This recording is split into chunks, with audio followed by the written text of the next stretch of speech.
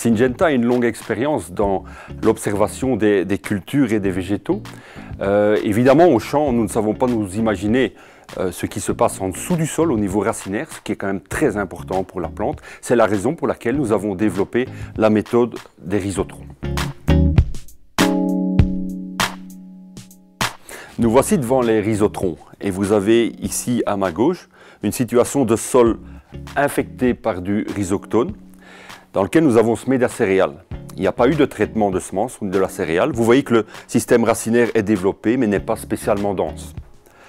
Par contre, de l'autre côté, vous voyez la même situation d'un sol infecté, mais pour lequel nous avons appliqué une désinfection de semences de la céréale. Et vous voyez immédiatement, de manière très claire, que le système racinaire est nettement plus développé, nettement plus dense. Ici, contrairement à la situation de tantôt, nous sommes dans une situation de sol sain, non infecté par aucun champignon. Qu'est-ce que nous voyons ?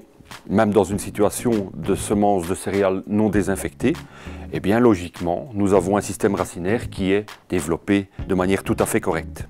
Ce qui est plus étonnant, c'est la situation que vous voyez ici à ma droite, un sol sain qui a reçu une désinfection de semences au niveau de la céréale, et vous voyez très clairement que le système racinaire est encore fortement amélioré.